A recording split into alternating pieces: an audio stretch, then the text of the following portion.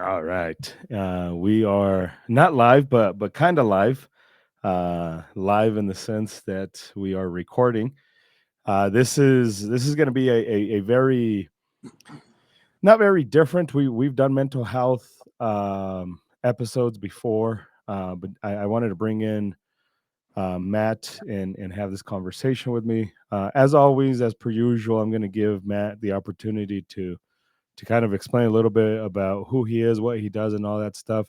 And I do want to preface this. I think it's important for this conversation, mostly for me, not for Matt, but for me, is that this episode, I don't want there to be any confusion about who it represents. This represents me, Edgar. It represents Guns for Everyone for sure, and that's about it.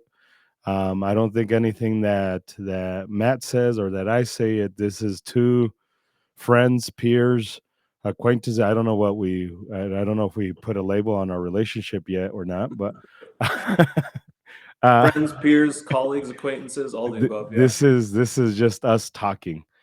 I don't think, and you can clarify this too. I don't think this is representing any organization other than us just having a conversation. But that said, tell the few people that watch us a little bit about yourself, who you are, why you are, and what you do and why you do it. Yeah, thanks. My name's Matt Wetenkamp. Uh, Lifelong gun owner, Marine Corps combat veteran. Worked in veteran services for about a decade. The last several years, my focus has been heavily on firearms and suicide prevention. So I've done work for the state in the state office of suicide prevention as the veteran suicide prevention coordinator. Currently, I work for CU Anschutz in the Firearm Injury Prevention Initiative. So again, there a lot of outreach and just talking to gun owners in Colorado and to some extent nationally about that intersection of firearms and suicide. Um, as you said, I am not a representative of CU today.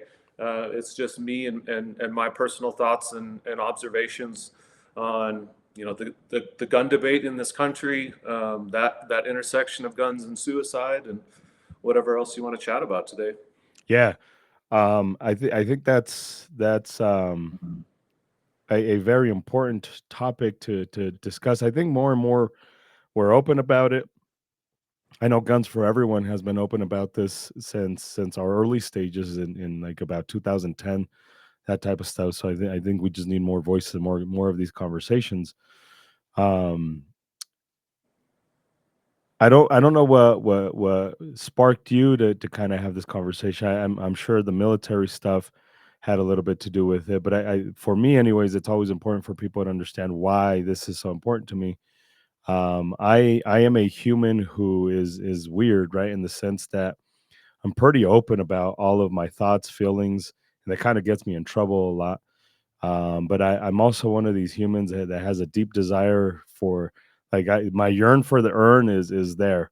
Like, life just doesn't seem important to me, but I don't want to die. Like, it's a weird conflict of understanding this. Now, there's other humans out there that struggle with the same thing, but maybe don't have the same mentality as I do. Like, I get it. I don't want to live. I don't want to be here.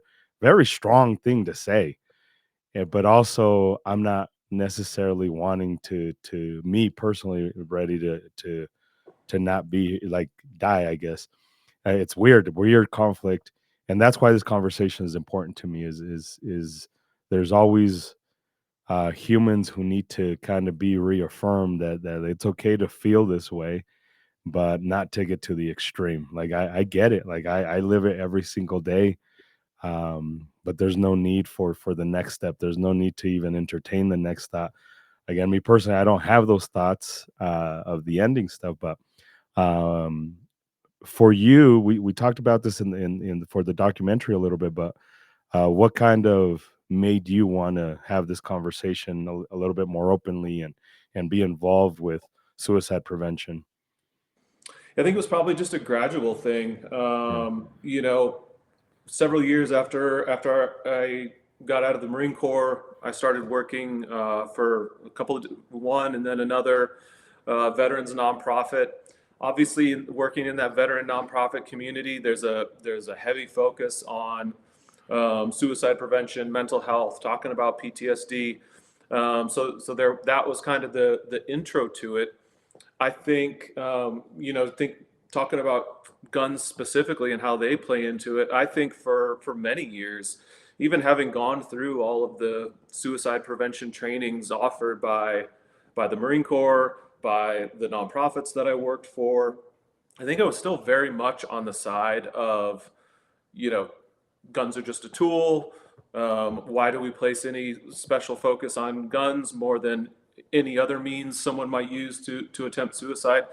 The longer I worked in the space and the more my focus became more heavily on, mental health and suicide prevention specifically, um, learning things that just changed my mind. And so then I reached that point where now um, maybe I felt some kind of conflict between what I felt about gun rights and the Second Amendment and what I'd come to realize about the role that firearms play in the suicide numbers in our country or in our state.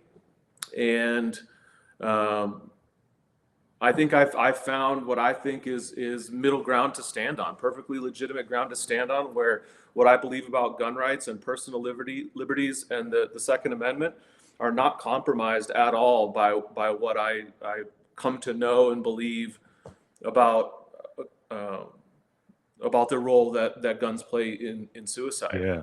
And the more I dug deeper into it and talked more about it, um, really became, I guess, frustrated a lot of the time by what I see and hear from both ends of the political spectrum, both ends on the gun debate, where it often felt like neither side was getting it, and but like I get it, and I've found that ground to stand on, and wanting to help show where that ground is for other gun owners.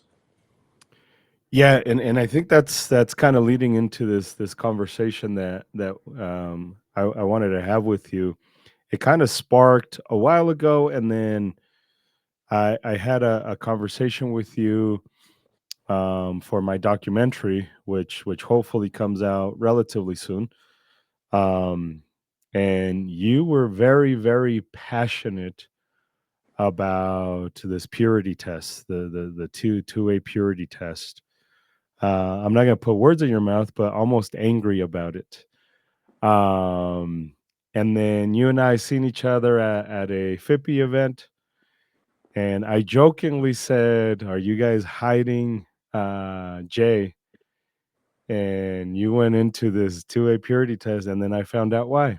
I just a couple days ago I had this conversation with Jay about what happened. I've been debating whether or not I should even mention the organization, and I think I won't. But it's public. And I think that's the unfortunate thing, and I think that's why this conversation is important. It was so public that he ended up getting death threats, and people wanted to kill him, and like people are calling to kill him. For those that don't know, Jaron has been a friend of mine for, I'd say, for a better part of a decade now. He's been a friend of mine for way before FIPPI, way before Walk the Talk America, and it's not something I like to hear about my friend that something happened. This guy's genuine about wanting to one change the way he is and the way he approaches things, and genuinely want to help the two-way community and reduce negative outcomes with firearms. And for somebody to say the things that they said about Jay and Emmy, and it just, it for me, it doesn't sit well because of where I grew up. I grew up in the hood, and the old school thoughts come into to play. And but at the same time, as we're adults, let's figure out how we navigate this. It's also wrong, I firmly believe, to have this idea that I can't have a conversation with somebody whom I disagree with to find a solution to a very big problem, which is suicide with firearms, suicide in general. But we're in the gun space, so suicide with guns. Is that something that you encounter a lot in your work? Is organizations who want there to be this, again, like you say, the two-way purity test? Maybe you can explain a little bit more to those listening what that's all about. Yeah, I think it's just a matter of, you and I won't, I'll try to refrain from naming names or organizations today as well. But yeah, you've got your people and organizations on, on the pro gun, the pro 2A, pro liberty side of things. And um, there's no nuance allowed in the conversation. It is just pro gun all the time, no restrictions. Every single gun law is unconstitutional, and we can talk about the extent to which I agree with that, which I mostly do. But then that's And I 100% do agree with that. right. Me 100% agree with that. But go ahead. There are probably a small handful of gun laws that I reluctantly accept as necessary, but wish that they weren't, and wish we had different solutions so that all gun laws could, be unnecessary and be seen as what they are, unconstitutional and in violation of the Second Amendment. The world we live in, I reluctantly accept, a small handful, but still don't trust the government. And that's probably the reason that I would still fall on the side of they are unconstitutional, get rid of them, is because I don't trust the government to do anything well. So even something as simple as, background checks, um, are there some, are there people out there who I think probably shouldn't have guns, who have a documented history of not being able to handle that responsibility in a society with other people? Yeah. But do I trust the government to do this well? No, of course not. Never.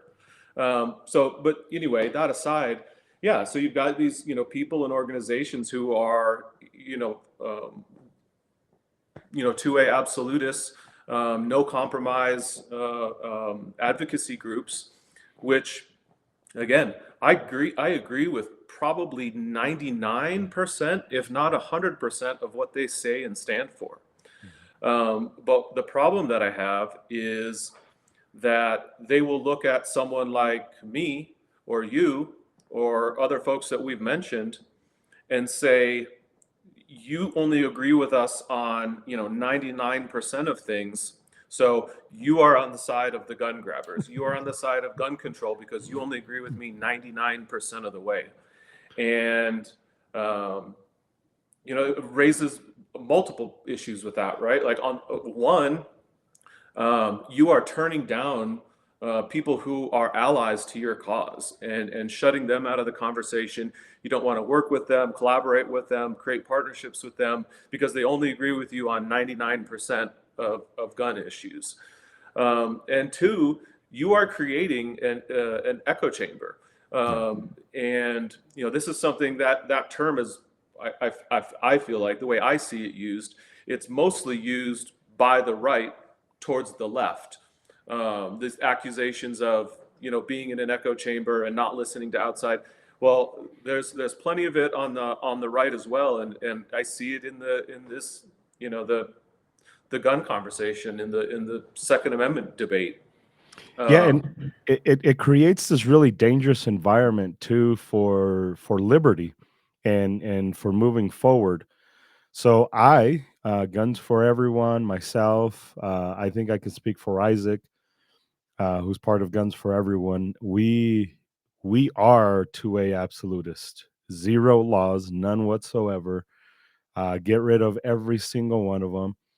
We are guns for everyone because that's how we see things. Everybody should have the ability and opportunity to own the gun. But I'm with you. I've seen students who are like, yeah, maybe not you, but it's my responsibility to have that conversation with that human, not the government. Here's the problem though.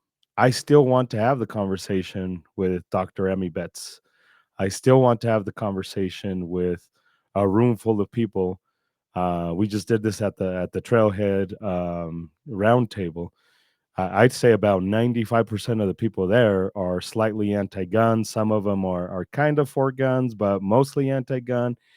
And the only way I understand where they're coming from, the only way I understand how to solve a problem, the only way I understand how to actually have a conversation with these humans is if I have a conversation with these humans. If all I do is talk to the people that I agree with, then yeah, anything they say feels like an attack.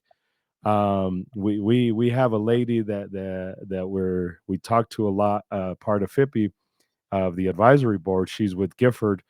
And again, just for the sake of stuff, I won't mention her name, but I always forget her name too. But she and I don't agree on anything when it comes to guns. Nothing, zero. But I've learned so much from her on how they think and why they think what they think, and how we can help each other, and how we can actually move forward without policy. And this is the beautiful thing is there's a human who is vehemently anti-gun, and I've seen at the Capitol, and her and I have been on opposite sides of the hearings. And then we go to these FIPI meetings, and we're like, let's figure out how people don't die. Let's figure out how we can keep more humans alive, or at least have this conversation. We're not here to talk about policy. And I think that's the dangerous thing that these organizations, the two-way purists, are doing, is they're not allowing for progress. They're not allowing for humans to have a conversation, and that's bad. That is horrendous. Um, anyways, I'm sure you have thoughts about. Well, yeah, and I think, like you just said, having conversations with people who you vehemently disagree with on everything when it comes to guns helps you understand them and their perspectives better, right? It works the other way too, and I think that's what so many people on the 2A side fail to recognize. And maybe you want to just take this like combat mentality into this and say, I don't give a shit what that other side. I don't give a shit where their perspective comes from, why they think what they think. I just don't care. I just want to defeat them. You want to take the perspective of a very prominent 2A advocacy group, and every response to everything they say is just "fuck you." No, okay, fine, you can do that. But then everybody's just digging in their heels even more. So Correct. just like you said that you learned something about their perspective and where they're coming from, um, they also learn about us and learn about Correct. where we're coming from. So everybody that I work with in FIPI, I don't want to label them all as, on the anti-gun side, but I've got a pretty good feeling that the vast majority of people I work with um, probably vote for more gun control when the option comes across their ballot. You talk about things like at the Trailhead Institute roundtable. I was just in Seattle for 3 days for the National Firearms Research Conference. Having people like me and you, organizations like Hold My Guns there to engage in those conversations and share the gun owner perspective and the realities on the ground day to day for gun owners, what we think about, what we care about, what's important to us, the things that we do to keep ourselves, our families, and our communities safe. Um, those those conversations change their minds too, Correct. and change how they think about it. It changes how they do their research and do their work into firearm injury prevention. Yeah. Um, and yeah, like what could be more important? Yes, I spend a lot of my time taking what the researchers have learned and done and translating that, repackaging it, reframing it in a way that will be receptive. The gun owners will be receptive to. But I also spend a lot of my time repackaging, translating, reframing in the other direction as well, Yeah. and talking to people and organizations that are anti-gun and are advocating for gun control and doing research in universities and public health, which are, often deemed to be, you know, left leaning and anti gun. Um, I do a lot of talking to them as well and helping them understand the gun owner perspective. And again, I guess we can just dig in our heels and everybody stays in their trenches and lobs grenades back and forth all day long. Or we can try to figure out where the sensible middle ground is. How do we talk about this? How do we save lives? And yes, in my opinion, my goal is how do we figure out how to do this in a way and save lives in a way that also preserves personal liberties and gun rights in this country uh, in perpetuity.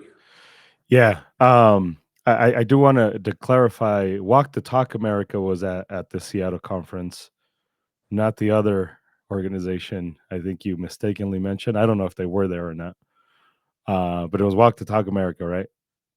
I don't think I said any organization that You was there, did. but yes, Walk the Talk America Yeah, was there. you did. Chatted with Mike Sedini a bit. He's an awesome guy. I Yeah, always love getting to hang and chat with him. yeah, yeah. You'll Um, replay this and you're like, oh, you're gonna say, oh, fuck. It's not a big deal. Well, yeah, Walk the Talk America has always been great. Um, the oh, I lost my train of thought. Anyways, um, I think with the two-way purist and the conversations and the importance of it, I think what these people forget is that everything they do is supporting anti-gun stuff. Everything they do. And here's what I mean by it. They fail to realize their own hypocrisy. They yell at you for saying, well, you talk to Giffords and you talk to this anti-gun group, and Emmy was in a picture with I think with Biden or whatever at a thing, and all that stuff, and you work with her, and like, well, you drive a Ford, you drive a Chevy, you drive a Dodge, you probably go to Starbucks. Like, if we really look at our day to day, you probably buy Nike, you probably buy Reebok. All of these companies that you support financially have donated to anti-gun laws. So like, let's not sit on our high horse and assume that you're making your own clothing at your own house and you build your own house, and you didn't go to Home Depot and you didn't go to Lowe's. Which, by the way, if we really dig down to the way this manifesto did, I'm going to call it a manifesto, on LinkedIn did, about like histories and who is attached to what, and like, you did the exact same thing when you bought your car. Your car supports anti-gun laws, and we have to look at the hypocrisy. I can't live every single day. Like, I drink Monster a lot. I don't know which politician they supported. I'm going to assume though that one of their people supports anti-gun laws. That doesn't mean I'm going to stop drinking this, because I can't live life if I want to really be 2A pure and only 2A. And here's from my perspective, I want to take your opinion on this. One of the things that I highly realized that at Trailhead, I was very critical about that event. But here's what I realized. I think the 2A community has a bigger responsibility than those that don't own guns to end gun violence. It's our tools. If I want to preserve liberty, I want to end negative outcomes with guns, um, way before anti-gunners do, because these are the tools that I love and I love to use, and I use for self-defense, and I say there's nothing wrong with these tools, blame the person. But if that's true, then I think I have a higher responsibility to be in the conversation and minimize gun violence and minimize suicides with guns. It's my responsibility. It's not the other people's responsibility to do this, because they may go to the extreme and they may not understand it. I have a larger responsibility to be involved in the community and not be in my own echo chamber, patting myself in the back about how I fought the anti-gunners. No, I was also with the anti-gunners after we fought each other in the committee rooms. I was with the anti-gunners trying to solve this problem of violence or negative outcomes with guns. We have a bigger responsibility to be in the room. Yeah, I completely agree with you. And the reason I would say that is that um, because I am a protector. I have devoted my entire adult life to being a protector, from the Marine Corps to work in the intel community to working for veterans nonprofits to the work that I do now. Everything has been being about being a protector. And I think my belief is that the vast, overwhelming majority of gun owners in this country, it may be 100%, also see themselves as protectors. At the very least, protectors of themselves, their families, their property, if not their communities, and I believe even total strangers. What percentage of gun owners believe themselves to be the kind of person who, if they found themselves in the middle of a mass shooting incident somewhere, they're in a grocery store or a movie theater or outside a school, and there's an active shooter situation happening, what percentage of gun owners believe themselves to be the kind of person who would run towards the gunfire Yeah. to try to save innocent lives? I Cool. don't know what the percentage is, but I gotta believe it's All of them. if not all, it's got Yeah. to be close, Yeah. right? And I think my message is there's more than one way to be a protector in your Right. community. Um, Perhaps once or twice in your life at most, it might mean drawing your weapon and using it in public to save innocent lives. But there are other ways to be a protector as well. And not just of your rights, but of actual lives. And that's what I do. That's what I feel like my job is. In Colorado, I know this is not news to you. It's probably not news to anyone watching this, but in Colorado, you want to talk about gun violence? In Colorado, 3/4 of that violence is self-directed. Yeah. 3 out of 4 gun deaths in Colorado are suicides. Yeah. 60% of gun deaths, roughly 60% of gun deaths nationally year to year are suicides. Yeah. Um, so what better way to be a protector than to pay some close attention to guns and suicide? We get nationally, we get more than half of all of our suicide deaths. So more than 50% of all suicide deaths result from only 10%, less than 10% of attempts. So 10% of attempts give us more than half of our fatalities. Why? Because those 10 are the ones that are done with guns. Guns. Yeah. And So I 90. go Whoa, out to whoa, whoa, gun whoa, shows, whoa, doing hold, hold, community events. Yeah, hold on, hold on. yeah. There's 90% attempts that are done without guns that are not successful. Is that what I'm hearing? Roughly, yeah. If you take all non-firearm attempts and look at those as one, about 10% of those attempts are fatal. The most common thing people use to attempt suicide is pills or some kind of poisoning. Wow. That's fatal around 5% of the time. Wow. So yeah, somebody who's found themselves in that small window of crisis where they're contemplating or they have decided to attempt suicide, whether or not they have the ability to reach out and grab that 90% lethal tool or literally anything else in that moment has everything to do, nearly everything to do with whether they live or die. It's crazy. And we can solve this problem without new gun laws, without red flag laws, without anything involuntary. All it takes is gun owners being protectors.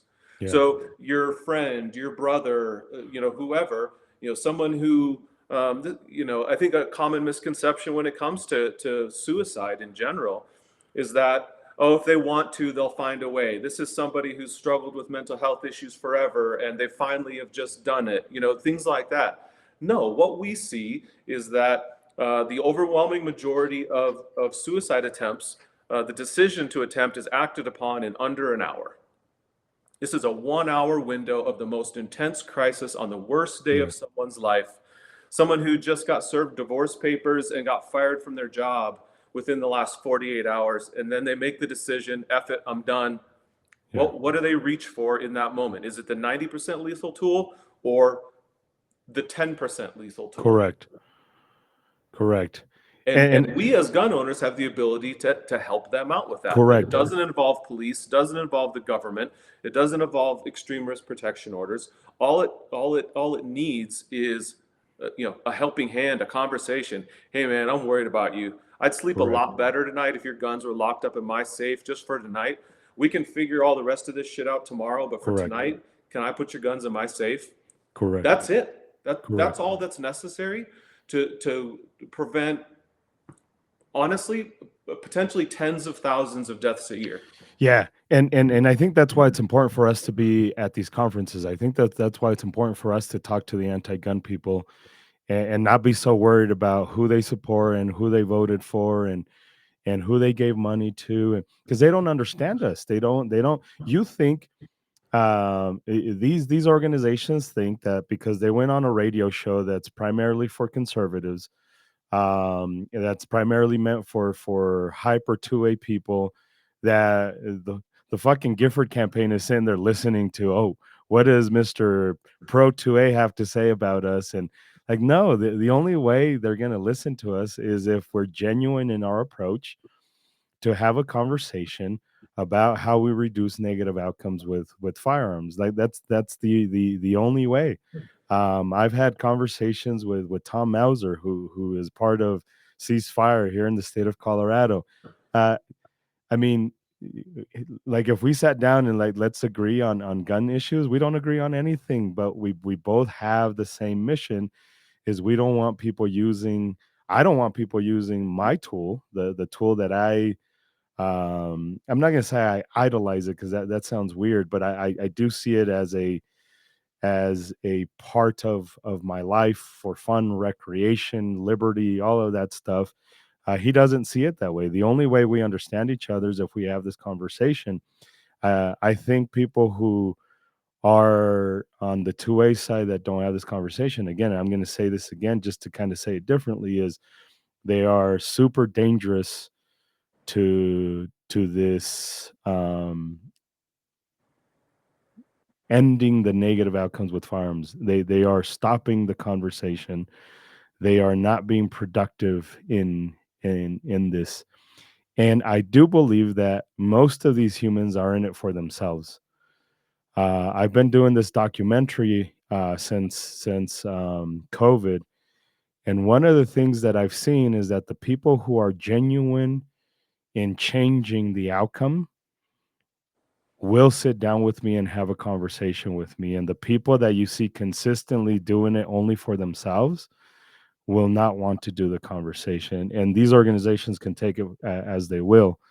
The same person who wrote this manifesto about Jay and about Emmy Betts, and I think they mentioned a few other people, claim that they are the ones that started this and they're the ones. No, Harvard University, as much as I can remember, is the one that started all of this. And so like they're the first ones that actually like, hey, we need to bring these two people together. I don't know if you remember differently, but I think the very first ones that were very out there and trying to bring these humans together was Harvard University. Yeah, and their work led to the very first state gun shop project. Is Yeah, the my gunshot my project. understanding. Yeah. My understanding is their New work is what Hampshire led to is really the where New it's. Hampshire gun shop Yeah, project, which is what Colorado's gun shop project correct. and many other states were modeled after, and which on some level is what this project of reaching out to FFLs and other firearm Correct. businesses to talk to them about providing out of home storage for Correct. people in their communities. That's where that all came from. So Correct. this idea that like our project or someone else's project focused on outreach to these gun shops was like done all of their own and Yeah. created out of the ether is also, I don't think entirely accurate. It did. I would say, yeah, it all stemmed from Harvard's work, the Means Matter campaign. That led to the New Hampshire Gun Shop Project. Yeah. That led to outreach to gun shops all over the country, Correct. and to which the gun shops often said, when I was doing outreach for the Gun Shop Project for the state of Colorado, so many gun shops that I walked into to have this conversation with, the answer, their response was some version of, yeah, I hear you, I'm on board. What do you want me to do about it though? Like, I Correct. can put your materials out. On the rare occasion that someone comes in and something doesn't seem quite right, I can try to have a conversation with them. But like, what can we do that's more concrete? And eventually the answer came to be, well, could you hold on to their guns for them? Correct. And so, yeah. Yeah, and the reason I bring this up, and it may seem petty. One, I'm super sensitive to people claiming they're the first when they're not the first. Yeah, because it's happened to me a lot where like we start something and somebody else takes in, and admittedly they do it better, so it is what it is. So there's a petty side in me that does that, but it's also in this space, anyways. It's irrelevant. It's one. It kind of shows where your heart is at. It kind of shows where your motives or your intentions are at. And okay, cool. You're the first. Even if you were the first one, what are you doing to make this What's even more better? important to you? Yeah. Maintaining, the fact that you were first, or saving lives? Correct. Correct. And the only way we save lives is by talking to everyone, by understanding And the even others. if this is something I often think about, and I think it's probably like the most cynical possible way of thinking about this, but it's like, even if saving lives, to any of these people or organizations, to a absolutists that don't want to talk to anybody on the other side, even if your goal is not saving lives, even if your only goal, the only thing you care about is removing all restrictions on gun rights, preserving the Second Amendment, getting rid of all laws, that's your only goal. You couldn't care less about saving any lives from suicide or other gun deaths. You only care about uh, gun rights and the Second Amendment. Okay, what would be the best thing for gun rights in this country? What would be the surest way to decrease the amount of new gun laws proposed in states around the country or at the national level? It would be to see the number of gun deaths in this country start heading south. Correct. Correct. Yeah, I mean, and for us, that number has to be pretty close to zero because we're always on a defense, right? The politicians are always trying to find a way to take our guns away, even if we have the science. There's like, well, it's murders are less than 1%, or mass shootings are less than 1%, or whatever, right? Like if we say that, you're still gonna have politicians. Well, we want those numbers to be lower, but if they don't see anyone active on our side working to mitigate it, right? If you don't see larger gun organizations, I encourage you guys to go to these large organizations. I think you'll only see one, NSSF, who is very much about like suicide prevention, and they have the child safe project. I Yeah, forget what it's called. that's a great example. That's a great example. The most ardent, 2A absolutists are pissed off at the NSSF now Correct. Oh yeah. because of something or things that they've done. This is the national firearms like industry. This is the industry reps. Correct. There's possibly no other organization in this country that has more skin in the game in preserving gun rights in this country than the National Shooting Sports Oh, Foundation. they make a lot of money off. They make a shit ton of money. And now they're Mm. FUDs. Correct. Correct. And this is listen, I've been in the committee meetings. I've heard the NSSF say some shit where it's just like, what the fuck? But Sure. it's a lack of nuance more than anything else. But this is what the politicians want to, again, if we're talking about preserving the Second Amendment, the politicians, the stakeholders want to see people on our side trying to minimize negative outcomes with firearms, trying to reduce it as much as we possibly can. And And if they believe that there's no way of working with us, if they believe that there's no way of working with the pro gun crowd, then what else are they left to correct, do than to just throw every correct. possible gun law out that they can? Correct. And listen, there are politicians who couldn't give two shits about what the fuck Of we're saying. course, We 100%. get it. Like they're out there, but I think Colorado sees this a lot, where we have rural Democrats who are not super pro 2A, but they're also not anti 2A. I heard them in the committee meetings where they say, you know what, I don't want to like with the assault weapons bans. There were plenty of Democrats, plenty that I heard with my own ears. You can go back and play the tapes that said, I don't think this is the solution. I think the 2A people got this right. I don't think this is the right law. I think we need to have the conversation. That's the people I want to have a conversation with, because now I know they're serious about having a conversation with me. And it goes both ways.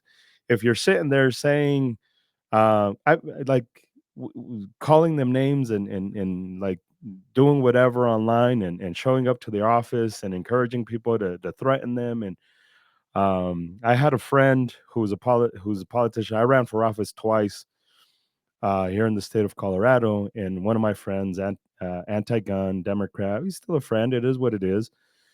Um, he during 2013 gun debates, there were people calling and saying, "I hope your daughter gets raped.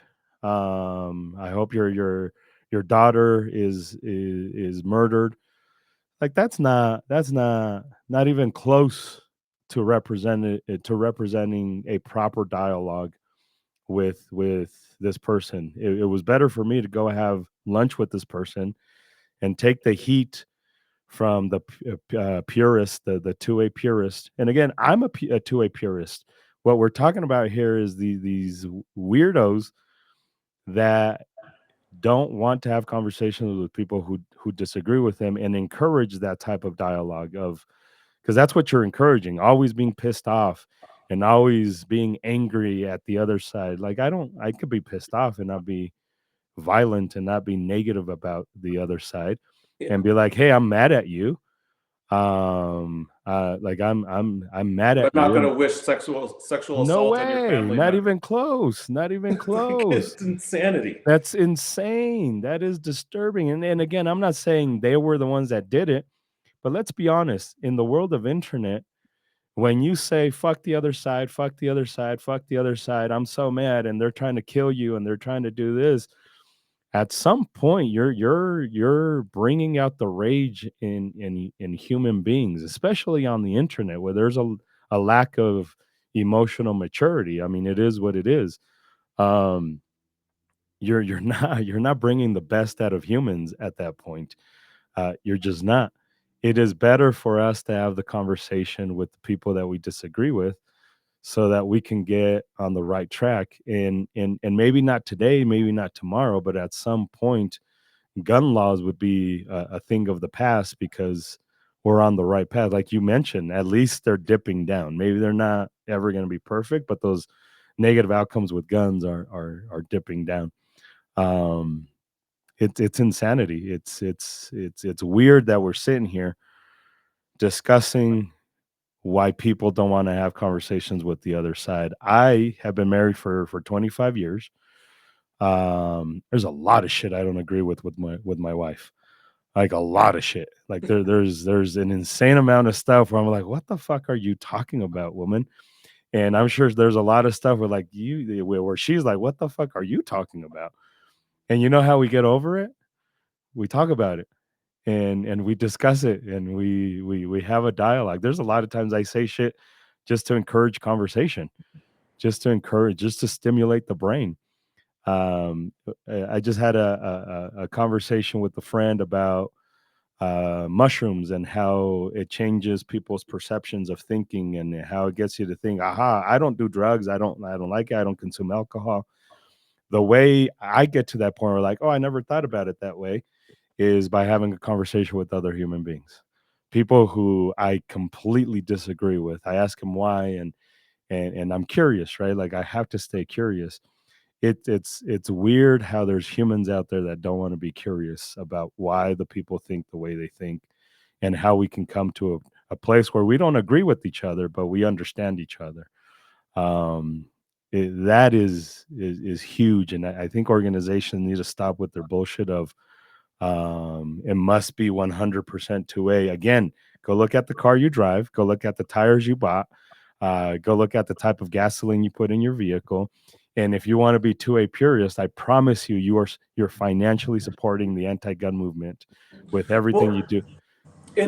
and I don't want to, you know, I think we being, the pro gun people, Yeah, pro 2A people, I think we need those organizations. So I don't necessarily want correct. them Yeah, I don't necessarily want them to change their focus or their correct. rhetoric.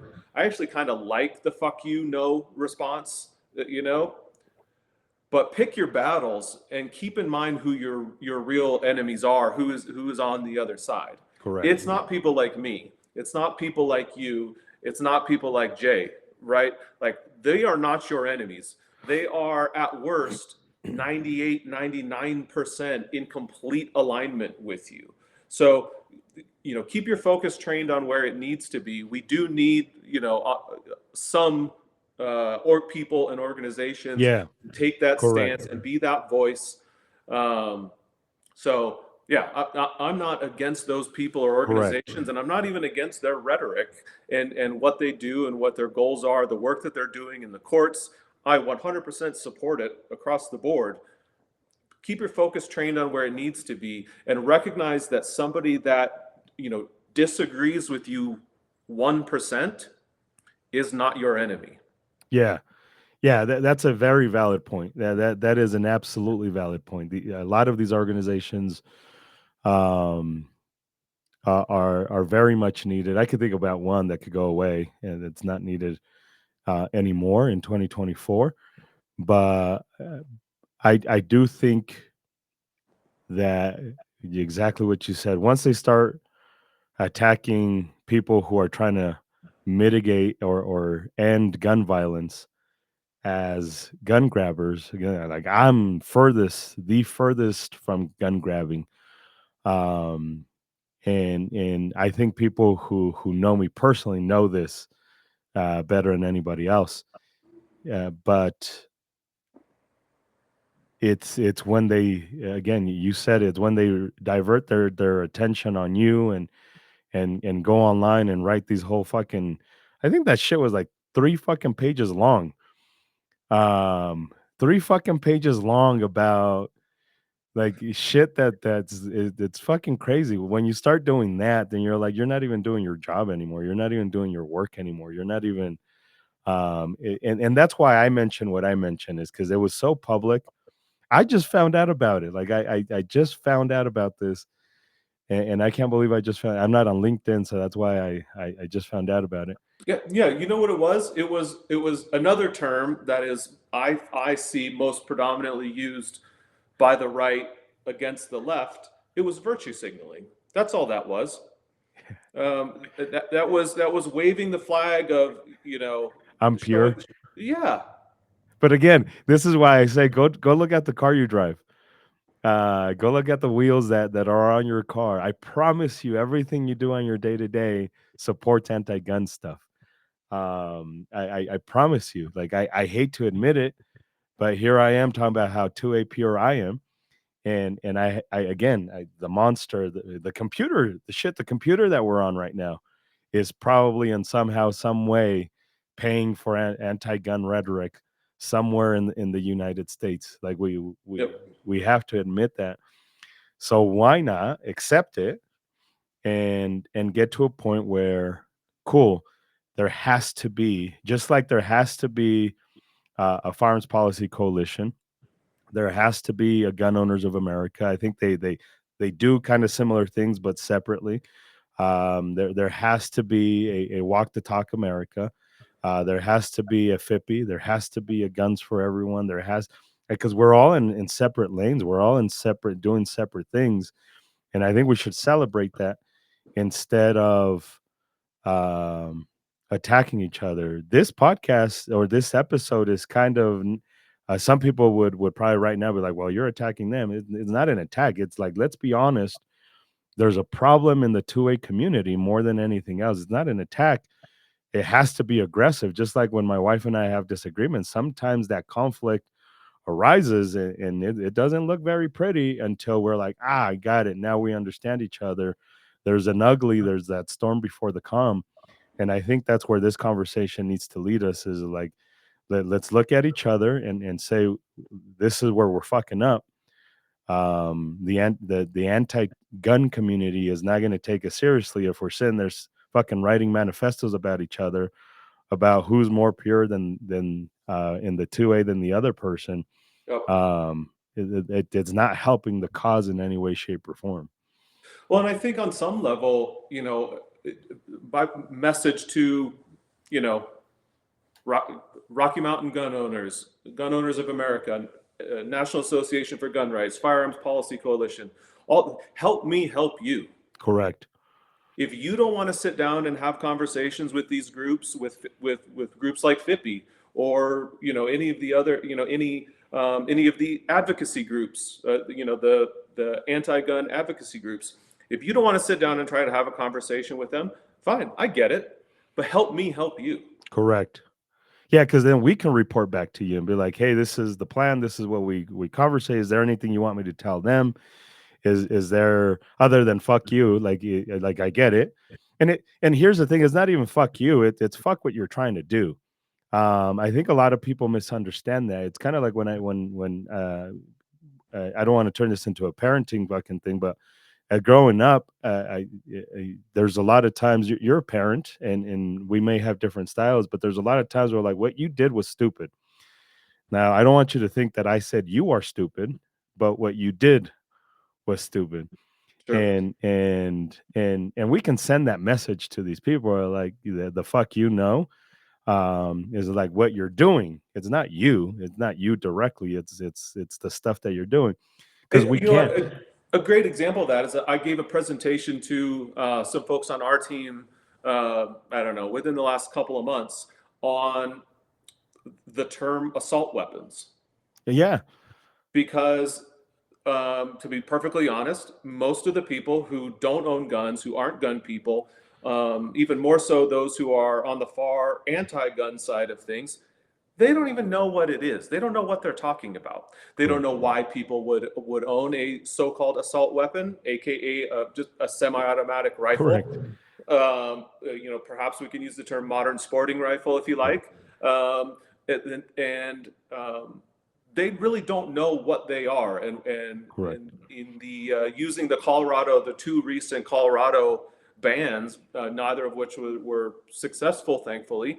But the definitions in each of those, they don't understand Correct. why gun owners think that those definitions don't make any sense. Yeah, And because they don't. because they don't. But they don't understand why they don't make sense until someone who does sits down and explains it and Correct. explains the gun owner perspective on why those guns are so popular, why they are owned as much as they are, and what they are. Correct. All these different things that were part of the definition in the most recent law. Well, what are those things actually for? And I actually had somebody say to me, so what I think I'm hearing from you is like all these things that they're saying makes something an assault weapon. It sounds like they're mostly for like increased control and accuracy of the firearm. Yeah. Yep, they are. And they're like, huh. Correct. Is so to the the gun absolutists out there, was that a valuable exchange? Was that a valuable conversation to have a pro-gun person sit down and explain to a crowd of ranging from just regular old non-gun owner to vehemently anti-gun? Was that a valuable exchange to have that crowd of people understand what these guns are, why people own them, and why the things that are labeled, the parts of these guns that are labeled as bad are actually quite helpful? Was that a Correct. valuable exchange? Do we want Correct. more of that or less of that? Correct. Yeah, it's not very difficult to catch them on the hypocrisy. And I think that's what we have to understand. I think we're all hypocrites. We all have our own hypocrisies. We just need to catch them and understand them. Me being Mexican and having roots in illegal immigration, very easy for me to catch them on their two-way purity where I'm like, yeah, I'm really for just as people walk in illegally, just hand them guns. Oh man, you should see they're like, wow, I mean, we shouldn't do that because we don't, but it's two-way purity. Like if you're really two-way pure, then you believe that. Then and not to turn this into that, but I do. Like I think if I'm gonna be two-way, I have to check my own hypocrisies and I can't say two-way pure and then be like, but the person who just came here illegally shouldn't get a gun. Or like, well, if I'm for self-defense for everyone, and again, I don't want to turn this conversation into that. That was just an example of Yeah. how how easy it is to catch the two-way purist really quick on that. That's not really what you mean. And sometimes they're just trying to get the emotions going for the money grab. Listen, we need money. I know Guns for Everyone needs money. FIPPI needs money. Organizations need money, but I think when your intentions are pure and your the integrity is there, like kind of everything else kind of works out at the end of the day. I don't think I need to be like hit the emotional nerve or like what you said is virtue signaling that ESL kicks in, and I want to say virtual signaling, but that virtue signaling is kind of a bad thing. It's bad. Okay, we do it. I do it sometimes, and I have to catch myself on it. And I think that's the importance of this conversation is the two-way needs to start becoming intellectually honest with itself. And in the two-way, we want to end gun laws. Awesome. But we also want to end gun violence. We want to end suicides. I know I do. When we had our FFL, I unfortunately had one of my customers who committed suicide, and it's one of the guns that I sold him. And I don't want that. Like I don't want to hear those stories. The selfish side of me is like, fuck, it happened with the gun that I sold him. But the human side of me is like, yeah, but if somebody killed themselves, again, I can't even imagine that. Again, my I have a deep desire, like the yearn for the urn, like burns deep for me. But I couldn't fathom what took you to that place where you wanted to kill yourself. For me, there's a big difference between I want to kill myself and life just doesn't fucking matter. Like there's a big conversation in that, and we need this just like we need FPC, just like we need GOA. We need humans like you having the conversation with the anti-gun group because we would need to mitigate the negative outcomes with guns. I know we repeat that, and I do a lot, but I think it's necessary. Kind of like when you take your SATs, it's just like they're asking the same question different ways, is because it triggers something different every single time, and I think that's important.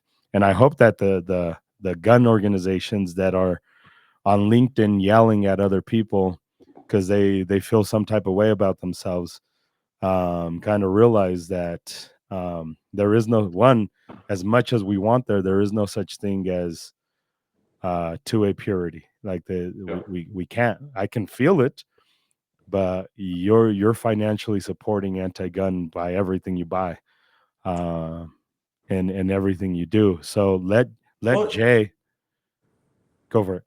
yeah, it's just, what something you said a few minutes ago, made me think of another example where you're talking about when you're an FFL and had a customer, use a gun that they bought from you to attempt suicide.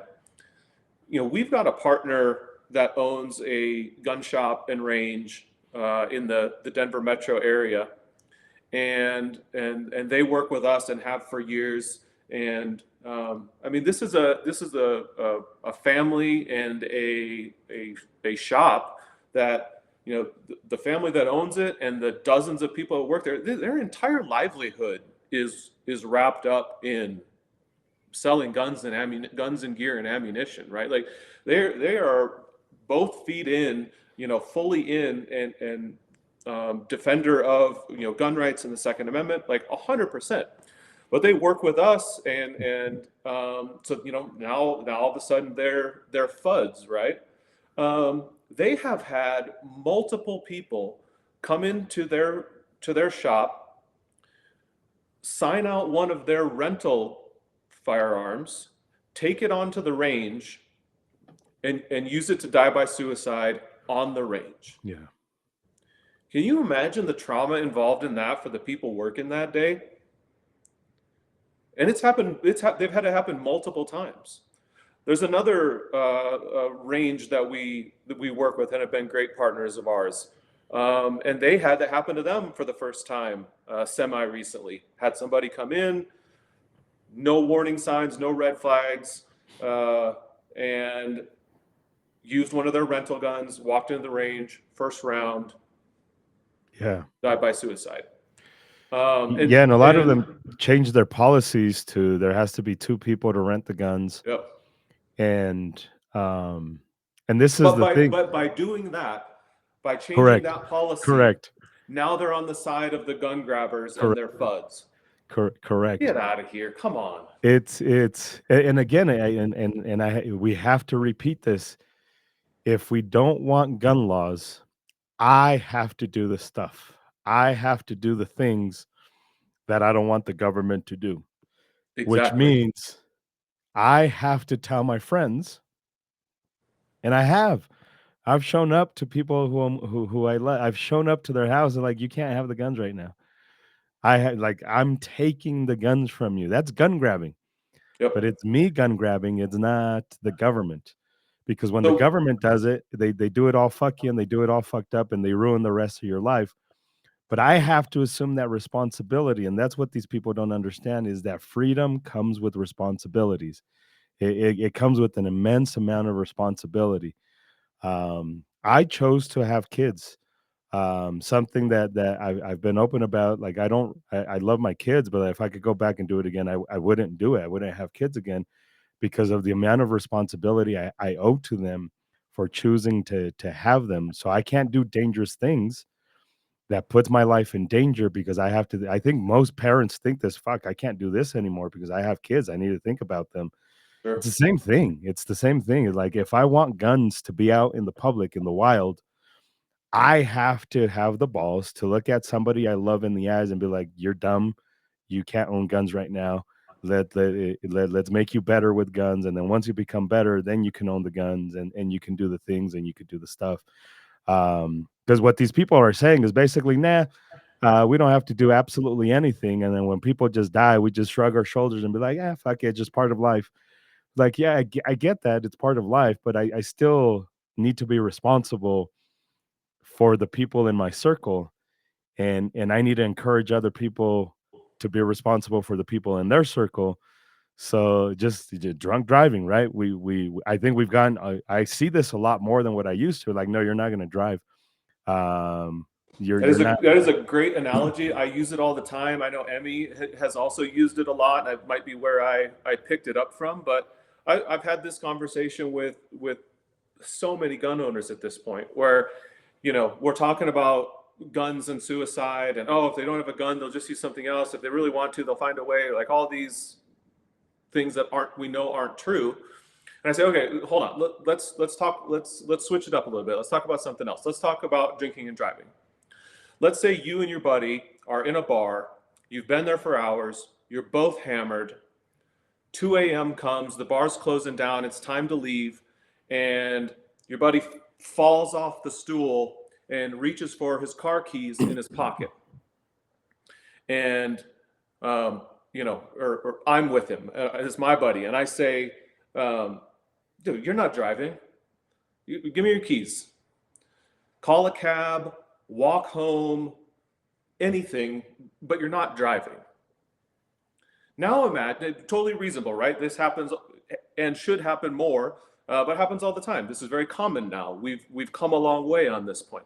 But now imagine the bartender leans across the bar and says to me, "Leave him alone. What does it matter?" Yeah. But Let him do what he wants. are you He an could alcohol he grabber? the taxi could crash on the way home and he could die. Yeah, yeah, If he walks home, he could trip on the curb, fall, crack his head open and die. What difference does it make? correct. How asinine is that? And it's Yeah, the same thing with guns and suicide. yeah, yeah, yeah. And here's a thing that I think you mentioned this, or somebody mentioned this. It's kind of eye opening. Is that of the people that attempt suicide with pills and with other stuff, when they're unsuccessful, they do not attempt it again. There's a lower rate of About uh, 90%, about 90% of people who survive a suicide attempt do not go on to die by suicide. yeah, So if that's it is a non-fatal attempt, and what happens? Why is that? Well, following that non-fatal attempt, they get help, yeah, and people who get help get better. yeah, yeah, I absolutely, always remember this. There was an interview. It was part of this study that a lot of these statistics about survival and that sort of thing came from. But there was an anecdote from an interview with somebody who jumped off a bridge. I think it was like maybe Golden Gate Bridge or something like that. A guy who jumped off and survived, and he said, um, as soon as my feet left the ledge, I thought, what the hell did I just do? I don't right, want to die. yeah, Guns don't give you that. You don't get correct, that with guns. With and I think literally anything else, yeah, you can get that. That can and that can be allowed to happen. there's a higher probability, and I think that's the thing with guns is um I had a German reporter ask me one time, like, does it ever hurt your feelings or does it ever bother you that people use the tool that you have right now to do bad stuff with it? And the answer is yeah, but that's true for everything, right? Like, I don't like to hear when people hyper fixate on my Mexican peeps committing crimes in the United States because they try to use it as a political thing. So, like, that hurts my feelings, but I have to admit that that person happened to be Mexican. What we should focus on is the crime, but they happen to be Mexican. And I don't. It's the same thing with guns. I have the same feeling. It's just like shit. That sucks. But one of the things that I have to admit with guns is what you just mentioned, is that when people try to do stuff with guns, whether it be murders or whether it be like it's permanent. Like, there's no coming back from that. That it is done. And having a conversation where, like, well, they're just gonna hang themselves anyway, that's dumb. Like, that is absolutely, it does, or even if they do, right, it doesn't mean I don't do anything to try and solve the problem that exists with guns. um my life is super complex and the way my brain works is super complex. But it's like I've had to talk to myself and, like, yeah, you feel this way, but it doesn't mean like you're here. Like, you may not like life, but you're here. So the best thing you could do is make sure that other human beings don't feel the way that you feel. And kind of go out there. Like, I genuinely believe at the end of the day, it doesn't matter, but it matters to somebody at that moment, um, at that time, and it slightly has a ripple effect. Sure, the Andromeda galaxy is going to collide with the Milky Way, and the sun's going to swell up, and even if we go to Mars, where we're kind of doomed anyways. So, but we're here. Like, it's just for good or bad. Like, we're here, and the best we can do is help each other out, so life isn't so shitty. And I think that's the idea of this conversation is we need to be willing to be challenged, and we need to be willing to have the difficult conversations with the other side. It's not always going to be pretty. Sometimes we're going to yell at each other, sometimes we're going to call each other names, but our goal has to be genuine. Less negative outcomes with firearms, less negative outcomes with firearms, less gun laws that will exist. The easier it will be for us to go show face at the committee room and be like, listen, I did the work, you didn't do shit, we did it all. We are working here, you guys are just talking. Let's, or whatever, right? Like, at least we have a leg to stand on. Right now, I don't think we do have a leg to stand on, other than going to these committee rooms and saying yelly, yelly stuff, yelly, yelly stuff. and then they go to the events and the roundtables, and you're not there. They go to the rallies, and they go to the funerals, and they go to the mental health hospitals, and they go to these places, and you're not there. Yep. So you show up to the committee room, but you're not there where it actually matters. And I think that's a problem with this 2A purity thing is, um, because I can find the weaknesses in your 2A purity very, very quick. Very rarely do I find somebody who's 100%. And that's how I know I'm pretty close to 100%, because of that purity test is I've had to check my hypocrisies because other people have challenged me on my hypocrisies. Sure. So I hope this conversation kind of helps check those hypocrisies so we become better. And it's okay to talk to the other side. We don't have to agree with them. I think that's the problem is people have this like, well, let's agree to disagree. Like, how about we just disagree, but we understand each other. Yep.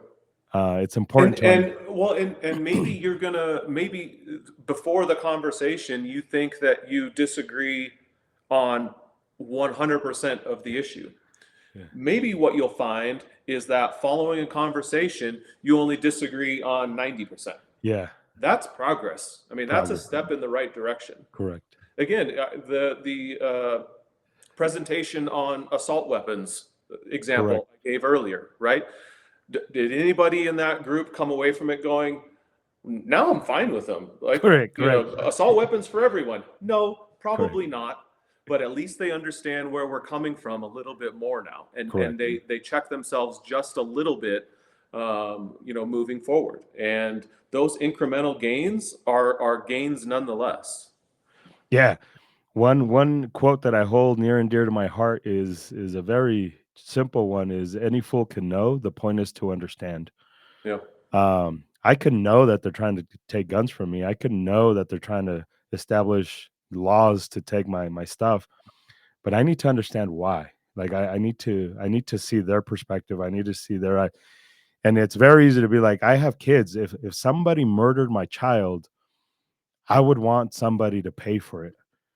And if somebody murdered my kid or my kid committed suicide, for right or wrong, I'm searching for answers.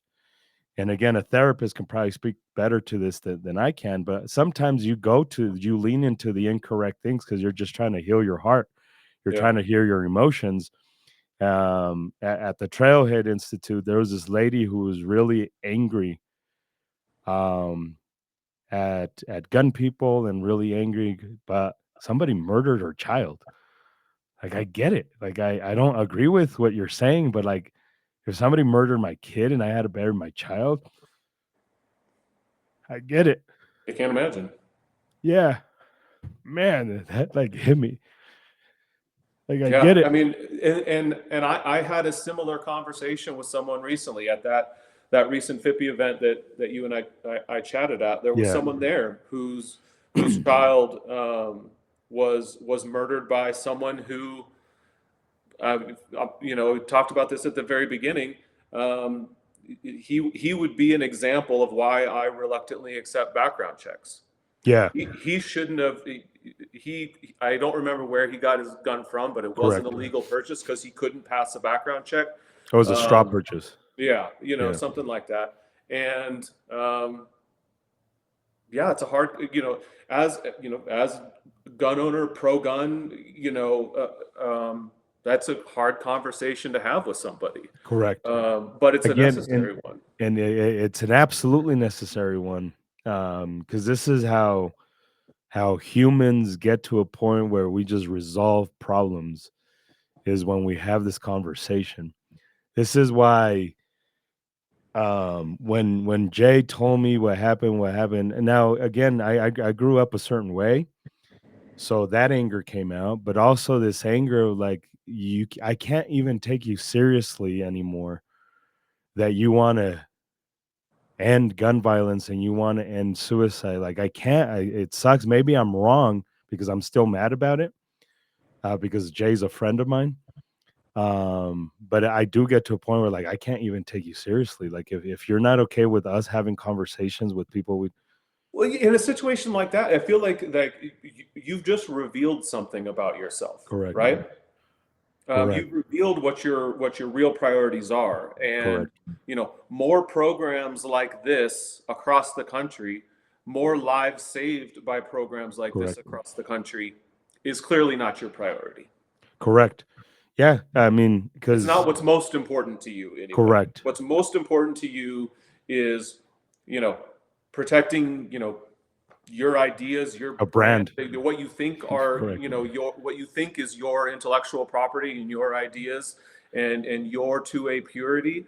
That is what your top priority is. Correct. And the conversation should be guns are cool. Guns are awesome. Two-way should be protected, but humans should also be protected. And the And only way do both. We can do both. correct. The only way we do both is by having conversations. That's it. Yep.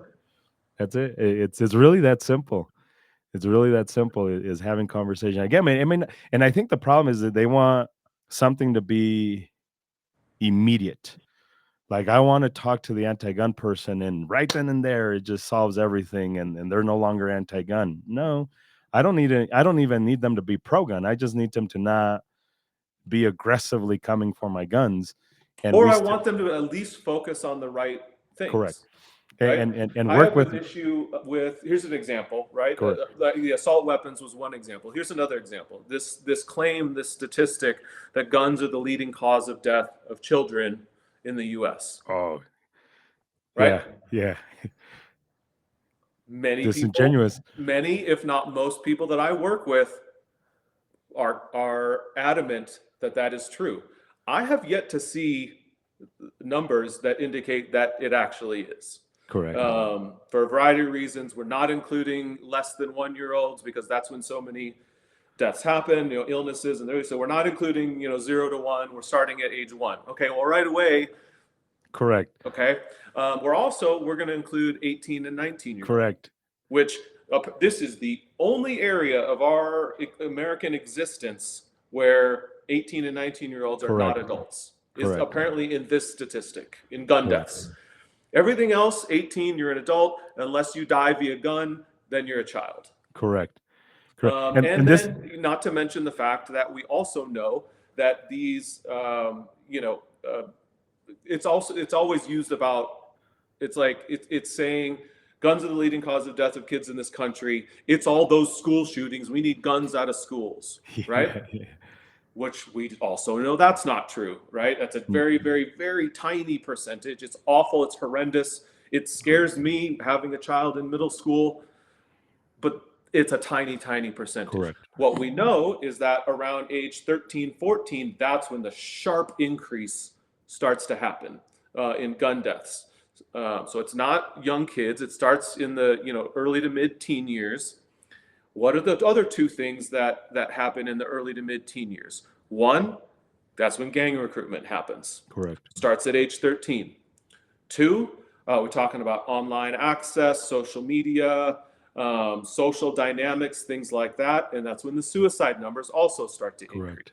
So if you want to talk about 13 to 17-year-olds dying via firearm and what the solutions are to those, I'm on board for that. I would love nothing more than to work on solutions for how we prevent 13 to 17-year-olds, which is the vast, the bulk of all, children dying by guns.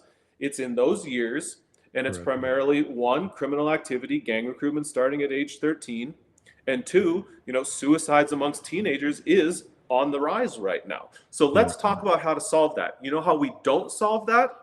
Assault weapons bans. So Correct. let's be honest about it. Let's have this Correct. conversation about what potential solutions are to keep kids from dying by guns. It's not assault weapons bans. Correct. It's not sensitive spaces bans. Like those aren't going to do anything. But let's have a conversation about why.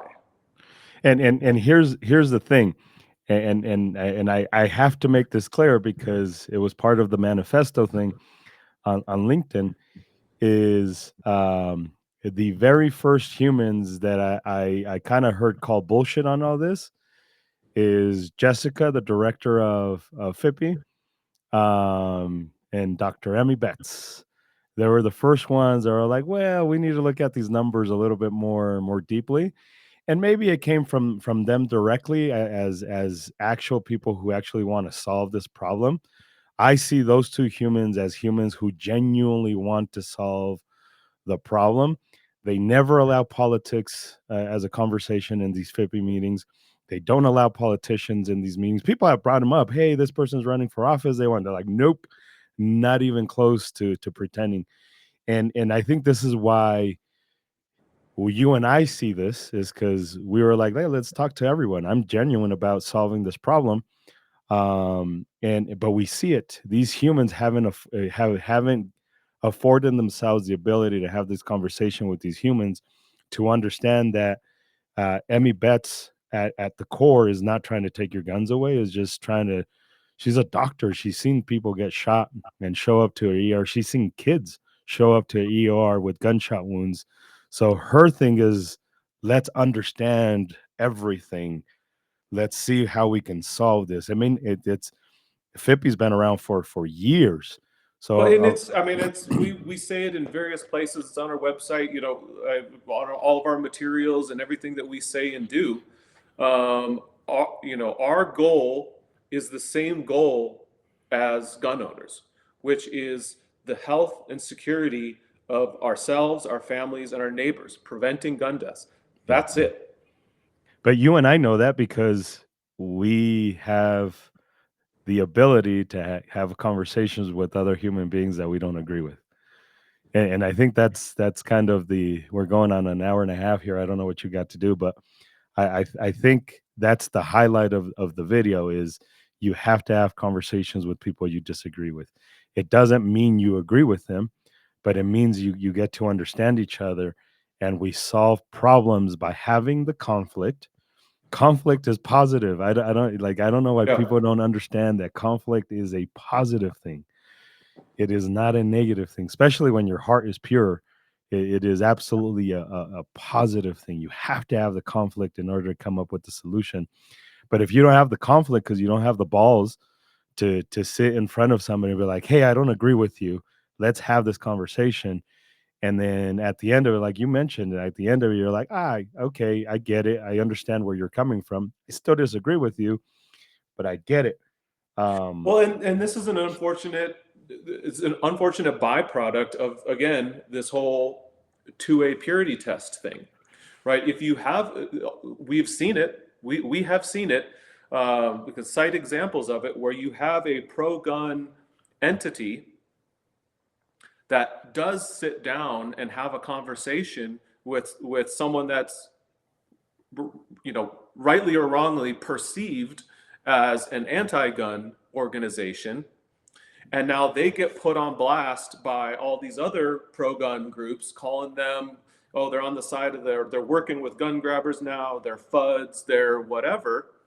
And so just by virtue of having that conversation, of being willing to have that conflict in person, have conversation, try to learn something new, now they have risked their like future donations, future livelihood, right? yeah. And so that's the risk here. That's the risk in behaving in this way, is that any of these 2A absolutist organizations, they don't want to sit down and have a cordial conversation where they try to explain their side, maybe try to learn some perspective on the other side, Yeah. because now that can be painted as as something negative, and they get put on blast, and they run the risk of harming their livelihood and their organization. It's Yeah, stupid. it really is dumb because those loud people are few. We know this. We know this Yep. in politics. We know this in society. On the internet, the people doing the clickety clacks the loudest are probably not even supporting your organization to begin with. I unfortunately know that the people that are the most critical about what we do and how we do and why we do it didn't support us to begin with. Yeah. Because if it was that easy for you to start yelling at us, it's probably because you were ready to start yelling at us for something else. Like you did not support us to begin with. So it's sad that they get swayed by people that that probably don't support them anyways. And I think it's our responsibility to start changing the way they look at this.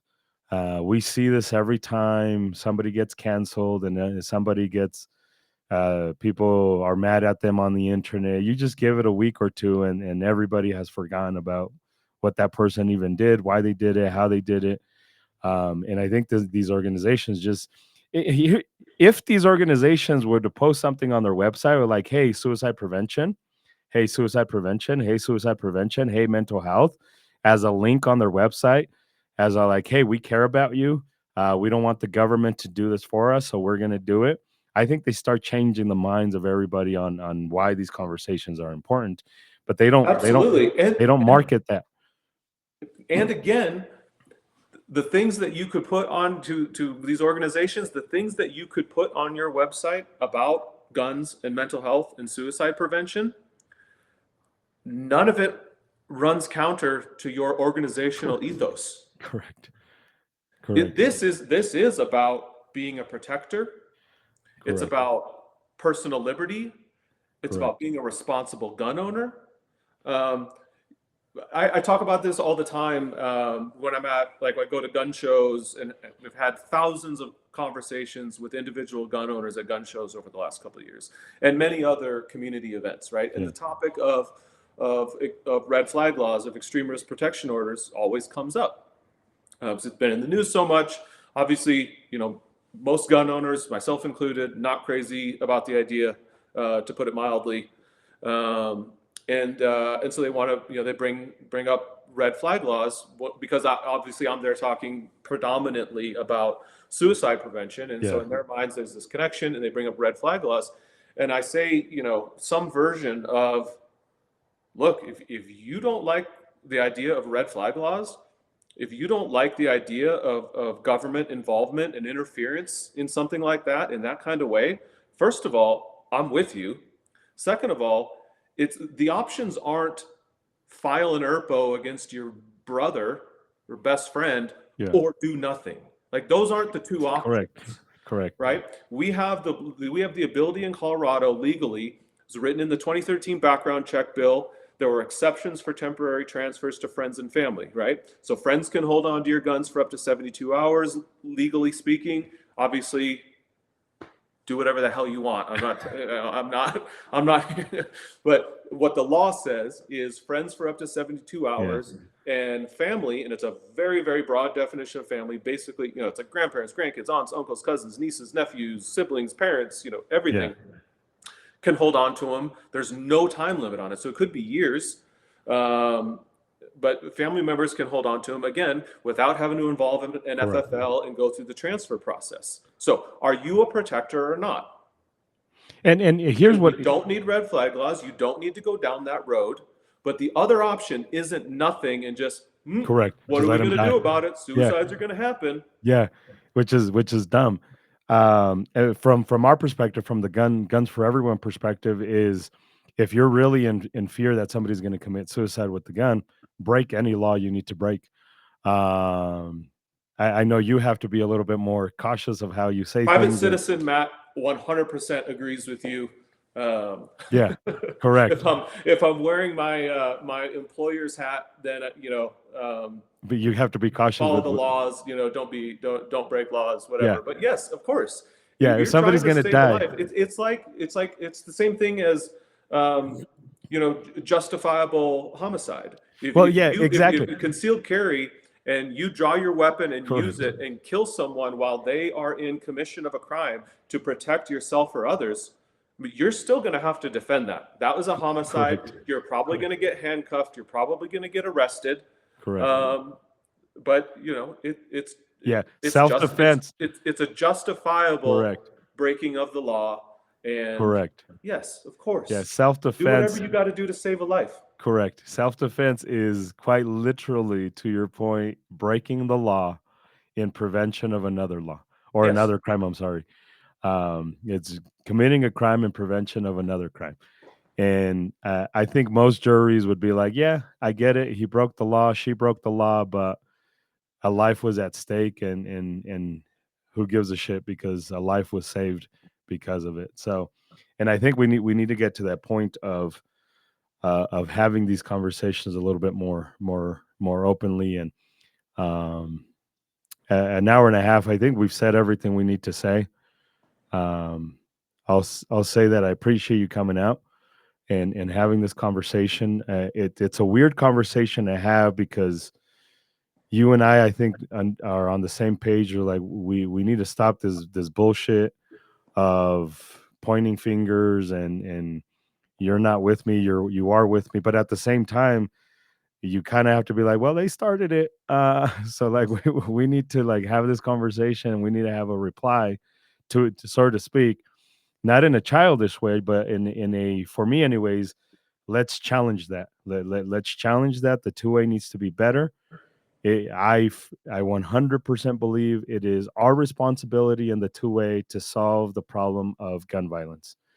I may be wrong, and somebody may present it to me and be like, "You're wrong," and have good information. But right now, at 1:30 p.m., December 13th, 2024, I genuinely believe that it is my responsibility to try and figure, as a gun owner, to try and figure out how I mitigate. I'm not saying I'm culpable. I'm not saying I'm at fault for what happens, but I'm saying it's the tool that I like, and it's the tool that I don't like to be restricted. So I have to find every which way to end gun violence, period. Negative outcomes with guns. And part of that is, let me go have these conversations with people I disagree with. It has to be like there's no other way. Because again, to your point earlier, the other way is we don't do a fucking thing and we let the government do it for us, and that's not a good option for me in any way, shape, or form. So I appreciate coming out. I don't know if you need to say anything else. If you want to say anything else. I'll leave you with two things.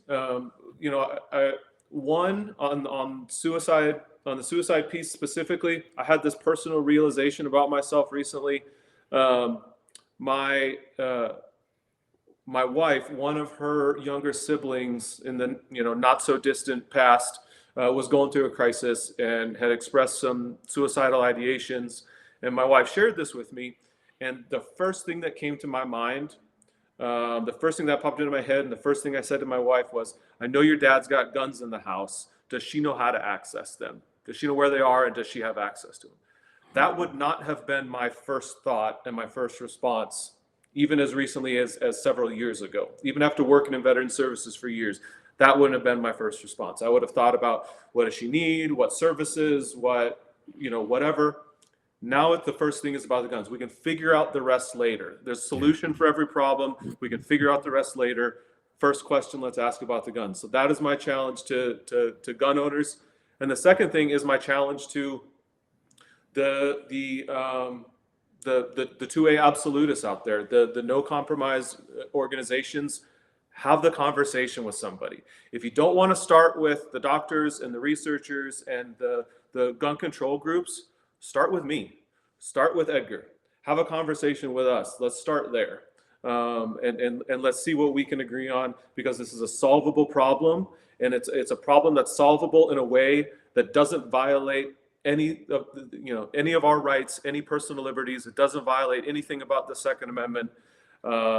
So have a conversation with somebody, and if it's easier to start with us, start with us.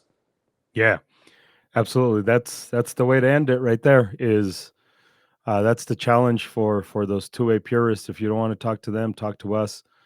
Um, we don't have to agree on everything, but we do have to have the conversation. So I appreciate you having this conversation with me and kind of challenging both sides, really, to let's understand each other. So I appreciate your work. I appreciate you as a human being.